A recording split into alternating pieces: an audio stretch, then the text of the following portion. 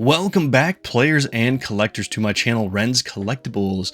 Today is going to be a fun video because I am going to my first ever Lorcana tournament. And it's a sealed tournament for Into the Inklands, the newest addition to Lorcana TCG.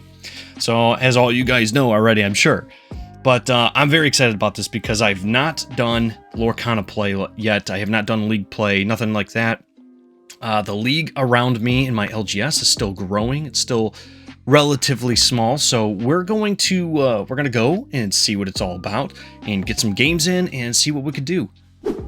So I arrived to the tournament, and there was only 5 of us that showed up to play, so it's a pretty small number. It wasn't. We were expecting a lot more. Let me just say that we were expecting a lot more. But it's okay. I had a blast, and the game is honestly super, super fun. Dare I say, I had just as much fun playing Lorcana as I do Pokemon. I'm just gonna put it out there. But it was really awesome. It was really fun.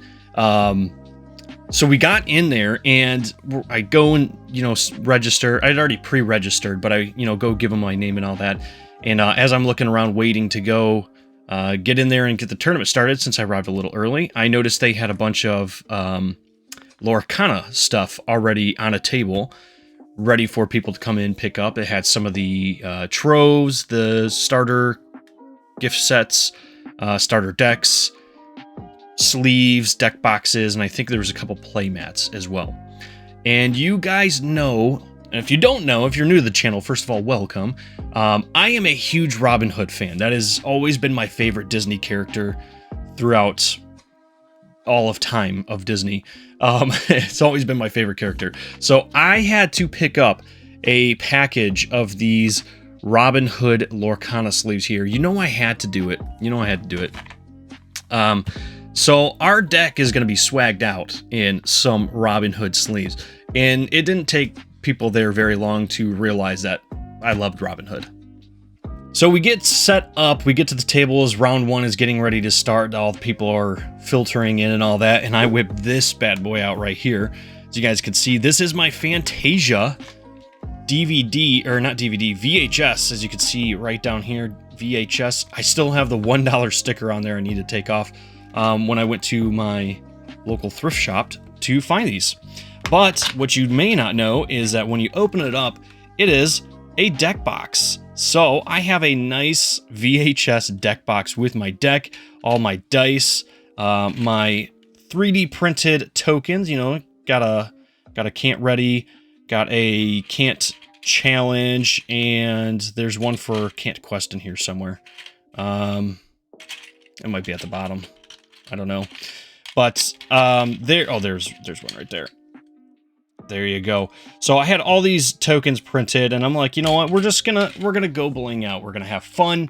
It's gonna be a great time. So I printed all these, had all my dice ready, and man, did it come in good. People were pretty impressed with it. They thought it was a really cool idea. So I'm happy that people enjoyed it. But we got started, and we opened up our 6 packs of Into the Inklands, and if I can grab these bottom cards, I noticed these sleeves don't fit in here. Like the Lorcana sleeves are cut weird. They're not terrible. They're different. All right. And what I mean by different is I bought this package of Lorcana sleeves. Yeah, I kind of mangled the box. Forgive me. I opened it up, and like 5 of the sleeves from the very back were mangled, like beyond playability. I even took them up to the counter. I'm like, hey, can I still use these sleeves? Like, if I put cards in them, can I use them for a tournament? They're like, no, those are mangled. Go grab a new box. We'll swap them out. So they gave me a fresh new box, and when I opened these up, none of the sleeves had issues. But here's a quick look at what the back of these sleeves look like. They're really nice. And of course, I pulled my Robin Hood I really wanted out of it. So there was that. But out of my 6 packs that I opened, I didn't really have rhyme or reason to what I was doing, okay? Listen, I'm brand new to the game, don't really know what I'm doing, so here's a quick look at all of these cards. I did have a strategy in the end, and it worked out for me pretty well. The locations were the new thing, which was really cool. We got that Heart of Tafiti. It was really good. Kaboom. That came in pretty clutch. I'm not going to lie. A couple times. Genie was really good.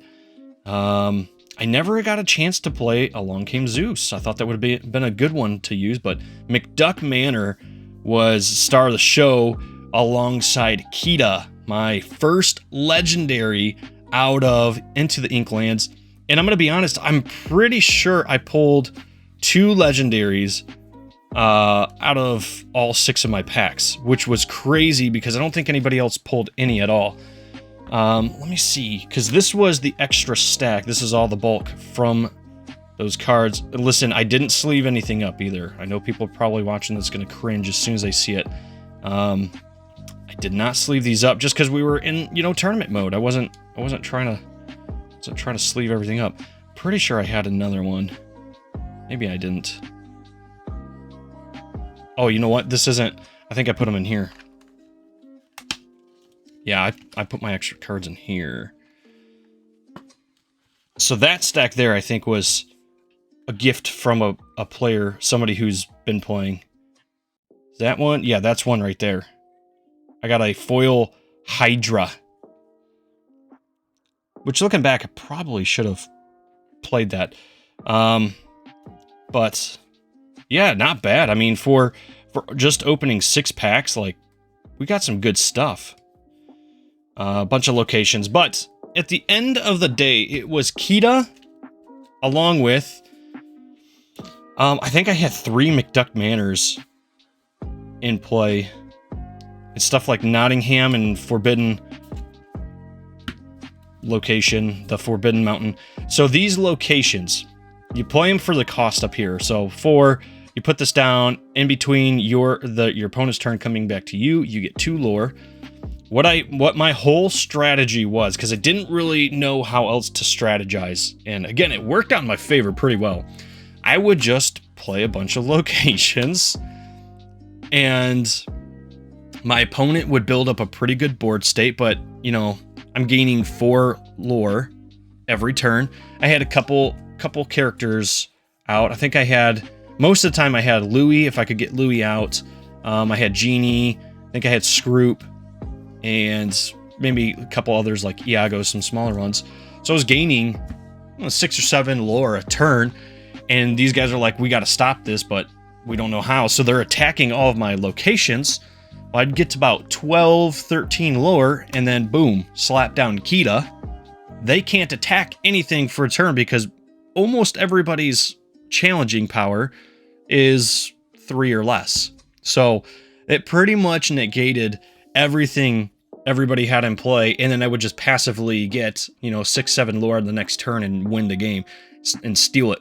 And that was my whole strategy to play in this tournament. So locations were fantastic, but Kita was really a big reason for that. Really love that card. There was one game where I think I had 2. Yeah, I had 2 McDuck Manors. I had the Forbidden Mountain, Nottingham, and my opponent was like, "Are you just playing locations?" I think I had 4 or 5 locations out. I might not have had Nottingham. I think it was this. I think I had 2 McDuck Manors, Agrabah, and Forbidden Mountain. And if you look, that's a 3 cost, that's a 2 cost, these are 4 costs. So they're relatively low. So instead of playing characters, I was playing these because most of them have high defense. And I'm passively gaining, was that 7 lore in 1 turn just from these. And then you get people like Kita out there where you get 2 more, and it made for a strong combo. So, first round, I ended up actually with a bye. There was only 5 of us there, so somebody had to get a bye in round 1, and I got it. So technically counts as a win, although I'm not going to really count it as much. And then round 2, I played one of the people who were 1-0, that won the first round.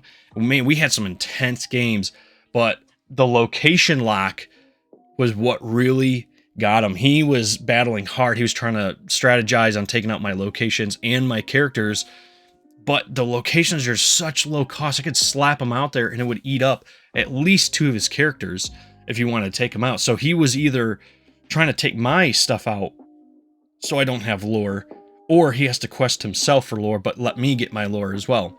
So it kind of came down to, I took game 1 by 1 lore. He had 19 lore. I think at the end of it, he like calculated it out and he was like, I'm going to come up 1 short. And he did. He got 19 lore and then I hit my 20 on my next turn. Second game he won because he pretty much wiped out my locations as I was playing them, which was, you know, fine. Game 3, it was very similar to game 1. I just started slapping down a couple of those cheap locations really at the beginning. Had a couple cheap 1 cost characters out on the board, and then he's trying to make the decision, do I want to go for the characters or do I want to go for the lore or for the locations? And he started attacking the locations, and I would just use my characters on board to attack or challenge his characters. So I was kind of like leveling his characters as he was trying to hit my locations, and he just couldn't do it fast enough. And it was, again, the same situation. I think he got to 17 lore and he ended up being 3 shy of a win, and I ended up coming up with, I think I needed 6 lore to win the game on the next turn, and I had 2 locations and Akita out. And there's just no stopping that at that point. So I won that one as well. So we went 2-0 going into the final round, and I played somebody who was actually kind of helping me and teaching me the game at the beginning. And man, those were some good games too. First game, he comes out with a bunch of villains, and he throws out the Queen of Hearts. That gives all the villains +1 lore when they quest. So he beat me pretty quick on there. Game 2, I did my location Kita combo, and I think I was at 13 lore. He was at like 7 or something like that. And I threw out, I don't know, I think I had 2, I think that was the game I had 2 McDuck Manor, Nottingham Palace, or Agrabah, or yeah, I had like 3 or 4 locations, and I slapped Kita out, and he just looked at me. He goes, I'm not winning this game. So he conceded there. We went into round 3, and man, it came down to the wire again, but this time I ended up just being just a touch shy on lore. I think I ended up with 18 or 19 lore, and my opponent won. So, but overall, that was a lot of fun. We went 2-1, and come to find out at the very end, everybody went 2-1 except for my first opponent. he got his first win, and then he lost the next 2. But he was a fantastic person. He took it like a champ, was very gracious in his defeats and all that. So it was a lot of fun. All in all, I came in 4th place, I think, just based on how everything ended up shaking out. And it was weird, though, because I beat the person who came in 3rd place. The 3rd place person beat the person who came in 2nd place. The 2nd place person beat the person who was in 1st place. And then the 1st place person beat me, or beat the other guy. So it was weird. It was just this big circle of like, we all beat each other, and there's no real clear tiebreaker. I think they went off of who played the least amount of games, like who won the fastest. So I think the person who won 1st place in his final match won both games and didn't have to go to a game 3. And I think that's what set him up for his 1st place victory. But it's fine. We still got packs, and we got a promo. They did not have their season 3 promos did not come in. So I got a voucher for 1 season 3 promo, and they gave us a previous promo. So they had Robin Hood, and you guys know I had to get the Robin Hood. So there we go. We got the beautiful Robin Hood. This is going to be a freaking great card in my personal collection. I'm loving it. I'm super happy. As soon as they said that, I was like, is Robin Hood an option? He was like, yes. Like, that's, I don't even want to look at the others. I just want that. So we got that. But we also have 3 packs as well. We're going to crack open for you guys here and now, and see what we can get out of the remaining packs here. Very, very excited. This set is so good, and it makes sense. I did a video on why they're not doing, or that they're not doing the puzzle cards anymore, but it's because they have to do information cards on the new locations. So very, very cool. Very cool. All right, Kakamora. I will find my way. We got the Magic Broom, Louis, Gizmo Suit, Boss's Orders, I've Got a Dream, Kit Cloud Kicker, Mr. Shmee. Ooh, there we go, the Queen's Castle. This would have been a really good one. At the start of your turn, for each character you have here, you may draw a card. That would have been a good one to get. We have Helga Sinclair. No way, dude. We got another foil legendary. Right? That's a legendary, right? Yeah, it is. Holy cow. Ursula. Wow, that's a good card too. Awesome. So, hey, we're getting stuff out of these packs. I'm happy about it. I think I successfully got all 3 legendaries out of that one booster box they used to do everything with. All right, next pack. Yeah, that's some good luck. All right, Milo Thatch, Jet Sam, Magic Broom, Grammatala, Olympus Would Be That Way. Such a funny part in the movie too. Mr. Snoops Has Set My Heart, Hydros, Tinkerbell, Helga Sinclair, Baloo. We got Kaboom as our foil card. That's actually a good one. I might make a deck with steel. I don't know what else I'm going to put with it yet. I might. I don't know yet. I'm still looking into cards to figure out what I can do and what I should make, but I'm truly loving this new set, though. I think it's really good. The only thing that can make all of this experience better is if we pull an enchanted Robin Hood right here. I mean, an enchanted in general would be good, but there's Robin Hood. We'll take it. We'll take it. Heal What Has Been Hurt. Hey, hey. How Far I'll Go. Thaddeus E. Kling. We've got Captain Hook. That was a menace to play against. I'm just going to say that. Tinkerbell. And Helga Sinclair. There we go. That's the end, ladies and gentlemen. Well, thank you guys all for joining me on my first Lorcana journey. I appreciate it. Make sure you hit the like button, subscribe if you want to see more Lorcana content on this channel. And I do have a booster box coming in, so we'll be doing an Into the Inklands booster box. I also picked up a Floodborne booster box as well. Just trying to decide if I want to keep that sealed or not, but where's the fun in that, right? Where's the fun in that? So we might open it. But make sure you subscribe to the channel, and then comment below how you guys did on your first tournaments or your first boxes, packs, whatever it is for Into the Inklands. Let me know what your best pull has been, and I look forward to having a conversation with you all. But that's all we got time for today. Thank you once again, and we'll see you in the next video.